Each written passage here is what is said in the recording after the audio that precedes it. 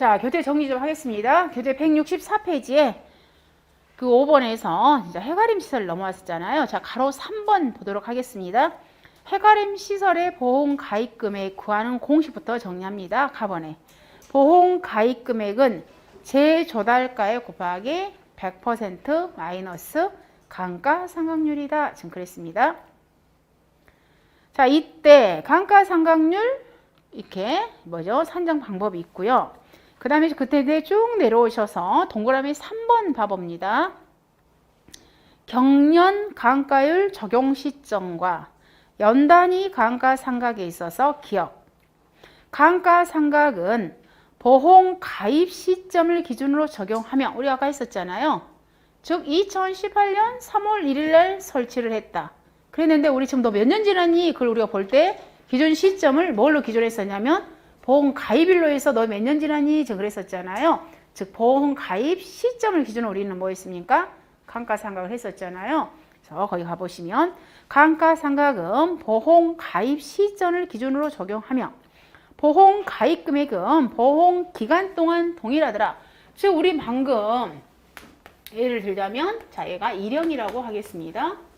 그럼 1년이라는 것은 보험 기간이 4월 1일부터 다음 연도 5월 30일까지잖아요.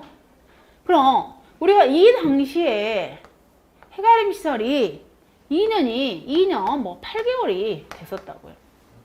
얘가. 그래서 우리는 몇 년으로 감가상각을 했냐면 2년을 했죠. 근데 예를 들어서 얘가 다음 연도, 즉 2022년 4월 7일 날 이 당시는 만약에 그럼 해가림 시설이 더 많이 지났을 거 아니에요. 그럼 예를 들어 해가림 시설이 뭐 3년에는 몇 개월 됐겠죠. 그러면 우리가 이때는 우리가 2년으로 해서 감가상각된 걸 빼가지고 보험 가입금액을 설정했는데 다음 연도 해를 넘어갔다고 해서 갔다가 보험 가입금액을 줄여버린다. 이러진 않는다 이 말. 그냥 아예 이 1년 동안 있잖아. 1년 보험 가입했으면 이 1년 동안은 이 해가림 시설이 그러니까 1년이 설령 더 경과되더라도 보험 가입금액을 변동시키지 않는다 이 말이에요.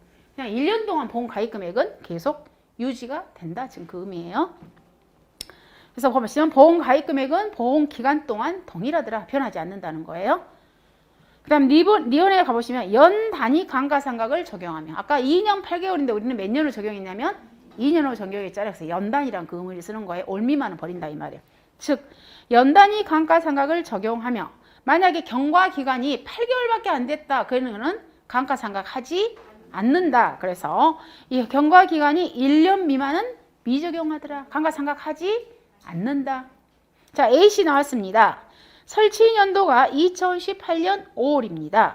그리고 보험 가입은 2020년 11월일 때 이때 몇 년이 경과되었냐면 2년 6개월이 경과되어서 우리는 몇 년을 감가로 보냐면 2년으로 본다는 거예요. 즉 경과년수를 2년으로 보더라. 즉 월 미만은 버리더라. 올은 버린다 이 말이에요. 그래서 우리가 경과년수 산정 방법 A시문이에요. 자, 그 다음 165페이지 가보시면 자 잔가율, 잔존가치잖아요. 잔가율, 지금 남아있는 율, 잔존가치율. 자, 우리는 유형자산에 대해서는 몇 프로를 적용한다? 20% 준다 이 말. 즉 잔가율 20%와 자체 유형별 내역연수를 기준으로 경년 감가율을 산정했고 그래서 있잖아요 아까. 그래서 이 경년 감가율을 산정했고 해서 거기에 우리는 경년 감가율 구하는 공식은 그거는 내용연수를 했다고. 경년 감가율은 분모가 뭐다? 내용연수분의 100% 마이너스 뭐 했다? 잔가율 적용했다. 이 의미. 즉 내용연수를 감안해서 우리는 뭐 했다고요? 경년 감가율을 산출하였고 그 말. 그죠? 잔가율. 즉 잔가율 20% 적용해서 뭐 했다? 경년 감가율을 산출했다. 지금 그 말이잖아요. 그죠? 자, 산출하였고 내용연수가 경과한 경우라도 현재 사용 중에 있는 시설을 당해 목적물의 경제성을 고려하여 잔가율을 최대 몇 프로로 적용한다? 30%로 적용한다. 이 30%를 갖다가 즉 우리는 고철 있잖아요. 내용연수 경과했을 때 최종 잔존가치를 몇 프로까지 적용해 준다고요? 20%다 이 말이에요. 원래는 20%예요. 잔가율이라는 것은. 그런데 얘를 갖다가 철제 만약에 우리가 유형이 철제였어. 근데 내용연수가 몇 년이었어요? 얘가 18년이라고. 근데 여러분 18년간 우리가 철제를 사용하면서 또는 6년간 우리가 목재를 사용하면서 한 번 설치 당시에 그대로 사용하는 계약자는 한 분도 안 계시지. 그 나무가 썩지 않도록 방부제도 바를 것이고 리스칠도 할 것이고 또는 철제도 마찬가지겠죠. 철제가 녹슬지 않도록 광명도도 바를 것이고 페인트 칠도 할 것이다 이 말. 비용이 계속 투자가 됐겠죠. 근데 비용이 계속 투자했으니까 비록 18년이지만 얘를 갖다가 이 계약자가 20년까지도 쓸 수 있겠지. 그럼 이 20년까지 썼을 때 얘는 20년은 뭐예요? 이미 내용연수가 경과했잖아요. 목재가 내용연수가 6년이야. 방금처럼. 목재에다가 방부제도 바르고 니스도 하고 또 도색도 했어. 그래서 육재지만 이 목재를 갖다가 지금 8년차에 쓰고 있다고. 그럼 이렇게 내용연수 경과했어. 내용연수 경과했어. 그런데 지금 현재 조건이 뭐라고요? 계속 사용 중이야. 조건 자체가. 그럼 계속 사용 중일 때 있잖아. 얘는 갖다가 중간에 비용이 많이 투자됐다는 거지. 비용이 투자됐기 때문에 이 당시의 잔존 가치는 우리가 20% 보는 게 아니라 몇 프로 본다고요? 30% 본다 이 말이에요. 원래 자 제조열가액이 1,000만 원짜리였습니다. 원래요? 제조열가액이 1,000만 원짜리였는데 우리가 계속 사용 중이 아니야. 그랬을 때 경과연수가 지났어. 그랬을 때는 우리가 만약에 얘는 갖다가 잔존 가치가 얼마예요? 200만 원짜리죠. 200만 원. 근데 만약에 조건이 계속 사용 중이라는 그런 조건이 붙게 되면은 얘는 잔존 가치가 얼마로 바뀌어 버린다고요? 300만 원으로 바뀌어 버린다고. 30%로. 그럼 우리가 300만 원, 즉 30%로 상향 조정해 준 거잖아요. 원래는 20%인데 이 상향 조정한 이 30%는 우리가 장가율을 수정한 거잖아요. 이 장가율을 수정했다 해서 이 30%를 갖다 우리는 뭐라고 표현하냐면 수정 장가율이라고 그래. 수정 장가율. 30% 10%더 올려준 거야. 근데 이 30%를 수정할 때는 조건이 반드시 있다고요. 뭐라고요? 계속 사용 중이라는 이 조건이 붙어야 돼요. 그러면 계속 사용 중이라는 것은 아 중간에 비용 투자를 참 많이 했구나. 그래서 우리는 개보수를 했구나. 이런 의미가 함축되어 있는 거예요. 그러니까 자동차도 마찬가지겠죠. 여러분이 자동차의 중간에 뭐예요? 굉장히 어떤 또 다른 비용을 좀 투자했다든가. 그럼 일반 자동차는 장가율이 20%인데 아, 내 것은 장가율이 뭐예요? 뭐 30% 올라갈 수 있겠죠. 그런 개념하고 약간 좀 비슷하게 생각하시면 될 것 같아요. 그래서 거기에 목적물이 경제성을 고려하여 장가율을 최대 30%로 수정할 수 있더라는 거예요. 그래서 우리는 이 30%를 갖다 우리 뭐라고 표현하냐면 수정 장가율이라는 용어를 씁니다. 자, 그 다음에 거기에 내용연수. 자, 목재는 6년이고요. 그 다음에 경영감가율은 13.33%씩 없어지더라. 철제는 내용연수가 18년이고 경영감가율이 4.44%씩 없어지더라. 이게 예전에 몇 해 때 이 경영감가율 13.33%, 그 다음에 4.44%를 조건을 주지 않았어요. 이걸 모르면 풀 수 없었어. 경영감가율을. 4회인가 5회 때인가? 5회 때인가? 이 프로테지를 못 외웠으면 못 풀었어. 즉 13.33%하고 4.44%를 알아야만이 문제를 풀 수 있었어. 즉 우리 방금 감가상각률 구하는 공식 아까 그랬잖아요. 우리 여기 자 감가상각률 지금 현재 몇 프로 없어졌니? 그 말이잖아요. 감가상각률 구하는 공식은 뭐예요? 100% 마이너스 아니 경영감가율이잖아요. 아니 100% 감가상각률 이거잖아요. 경과연수. 너 몇 년 지났니? 그러다가 1년에 몇 %씩 없어지니? 지금 그 말이잖아요. 즉 이걸 모르면 못 풀었다고. 즉 여기가 13.33이나 4.44%가 들어갔을 거 아니에요. 근데 굳이 우리가 그러면 이 13.33%하고 4.44%를 암기를 안 해도 얘는 풀 수가 있었다 이 말이에요. 뭘 알면? 내용연수를 알면. 즉 내용연수, 즉 내용연수는 얘는 뭐 6이니까 6분의 100% 마이너스 20%. 얘는 철제니까 내용연수 18년분의 100% 마이너스 20%. 이걸 즉 뭘 알면? 내용연수를 알면 우리는 경련감가율을 구할 수가 있다는 거죠. 그래서 이걸 알게끔 해서 이거 스스로 찾아가게끔 해서 문제를 시험에 출제된 적이 한 번 있었어요. 자, 이거. 자, 일단 라반에 가보시면 자, 재조달가액. 재조달가액이란 그 뜻은 뭐라고요? 똑같은 똑같은 제품으로 이런 걸 갖다가 동형, 동질, 즉 동형 같은 모양, 그다음 동질, 같은 재질, 즉 동형 동질로 우리가 새롭게 만들어내는 그 비용을 갖다가 우리는 재조달가액이라는 용어를 쓰는 거예요. 다시 설치하는데 들어가는 비용, 그걸 갖다 우리 뭐라고 한다고요? 재조달가액이라는 용어를 쓴다고. 신축비용이라고 생각하시면 돼요. 신축비용. 신축비용. 그럼 여기서 재조달가액이라는 것은 우리가 구하는 공식이요. 1제곱미터당 시설비 곱하기 재배 면적. 이걸 우리가 여기 나오죠. 공식. 자, 재조달가액이라면 동형 동질, 같은 모양, 같은 재질로 짓는 비용을 갖다 우리는 재조달가액이라는 용어를 쓴다고요. 그러면 재조달가액 들어가는 공식은 1제곱미터당 10,000원이에요. 우리 인삼 재배 면적, 재배 면적을 곱하게 되면은 재조달가액 구하는 공식. 얘는 그러니까 어떻게 보면 신가죠, 신가. 여러분이 자동차를 구입하는 비용. 지금 현재 내가 뭐 예를 들자면 뭐 자동차 뭐 K5다. K5를 내가 새롭게 사려고 하는 비용. 자, 이렇게 돼 있고요.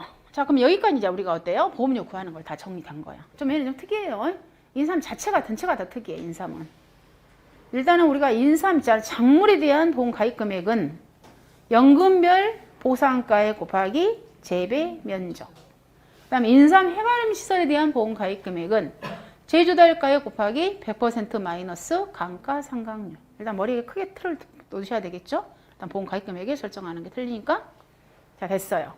자, 그다음 이제 우리가 보험 가입 금액이 세팅이 되었으면 이제 어때요? 보험료 납부해야 되겠죠? 그래서 보험료 산출식이 있습니다. 뒷장에 가보시면. 자, 인삼에 대한 보험료 산출식 별로 특이사항 없어요.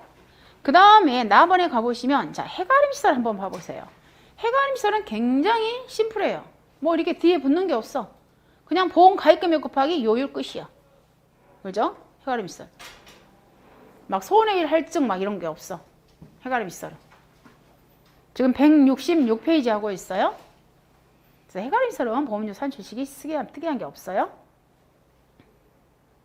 자, 그 다음에 167페이지 가보시면 이제 보험 가입도 했습니다. 근데 뭐가 난 거예요? 이제 사고가 났어요. 그럼 사고가 났으면 계약자한테 뭐 해야 된다? 보험금을 지급을 해야 되겠지.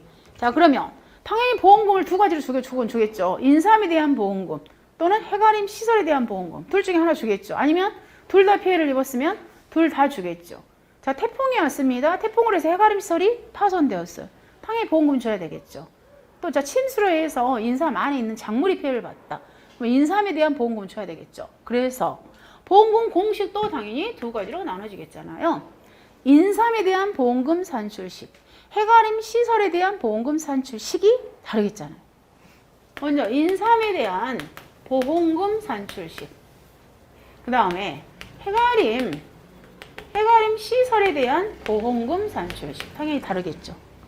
자, 우리는 먼저 인삼이 피해 입었다고 해봐봐요. 그럼 인삼에 대한 보험금 산출식은 대전제. 거기 봐보시면 보험 가입금액 곱하기 PL 마이너스 자기부담비율. 이 공식은 계속 지금 반복되죠? 보험 가입금액 곱하기 PL 마이너스 자기부담비율이더라. 자, 이 자기부담비율도 특이사항 없습니다. 우리들이 알고 있는 자기부담 10, 15, 20, 30, 40%형 중에서 선택합니다. 자기부담비율도. 자, 그럼 우리는 뭘 알면 돼요? PL 구하는 공식만 알면 되겠죠. 그죠? 그러면 자, 이때 피해율은 자, 얘는 평소 미평으로 하지 않습니다. PL 구하는 공식은. 피해율은 자, 이거예요. 인삼에 자, 피해가 발생했어. 그럼 우리가 여기 1000제곱미터의 인삼 농지야. 자, 예를 들자면 지금 침수 피해 입었어요. 그럼 여러분 생각을 해보세요. 지금 얘가 만약에 3년근이야. 얘는 갖다 내가 6년근 만에 수확하려고 하는데 여러분이 가서 어때요? 얘를 갖다 전부 다 캐버리면 어떻게 돼? 인삼은 그렇게 할 수 없잖아. 다 그러면 안 되잖아. 그럼 어떻게 해요? 표본 구간 따야 되겠죠. 우리가 물론 어때요? 이번 내가 그냥 나는 다 수확해버린다. 그럼 전수조사 가능하겠죠. 그러니까 방법이 두 가지겠지. 나는 그냥 이번에 다 수확해보려면 전수조사에서 몇 킬로 줄었냐. 그렇게 할 수 있지만 대부분 표본조사가 많이 이루어지겠죠. 아직 6년근이 아닐 때는. 그럼 표본 조사를 해서 우리가 구간 조사한단 말이에요. 이렇게 표본 구간을 떠가지고. 그래서 이제 여기 인삼을 캐요. 그래가지고 이제 여기 면적이 나오겠죠. 그러면 1제곱미터에 몇 킬로그램 나온가 이거 나오겠잖아. 1제곱미터에. 그런데 원래 우리가 정상적으로 피해를 안 봤을 때는 1제곱미터에 예를 들자면 지금 현재 3년근이야 인삼이. 근데 1제곱미터에 만약에 0.7kg가 정상이야. 이게 원래 기준이단 말이야. 근데 우리 농지꽃 조사를 해봤더니 침새 피해를 입어서 조사를 해봤더니 우리 것이 1제곱미터에 몇 킬로가 나왔냐면 0.35kg이 나왔어. 그럼 결국 우리 집에 몇 프로 피해 입은 거예요? 원래는 0.7kg가 나와야 되는데 우리 집 것은 0.35밖에 안 나왔어. 몇 프로 피해 입었어요? 50% 피해 입었잖아. 이게 피해율이야. 이게.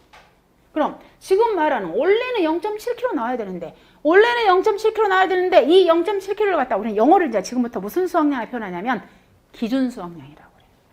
기준이 되는 수확량. 그리고 우리 집 것 수확량. 그럼 피해율은 결론 뭐예요? 원래 기준이 0.7인데 우리 집의 수확이 0.35밖에 안 나왔어. 그걸 갖다 그대로 올려가. 기준 우리 피해율 구하는 공식 거기에. 자, 가봐 보시면 1 마이너스 0.7 그걸 갖다 우리 뭐라고 그래요? 연금별 3년근에 해당되는 기준 수확량. 그래서 연금별 기준 수확량 분해. 우리 거 이제 집에 이번에 수확량. 그걸 갖다가 뭐라 표현해요? 그대로 수확량. 자, 여기까지만 하면 우리가 뭐가 된 거예요? 우리 집에 지금 현재 농지가 100% 피해를, 즉 1000제곱미터가 다 피해 입었을 때 이야기지.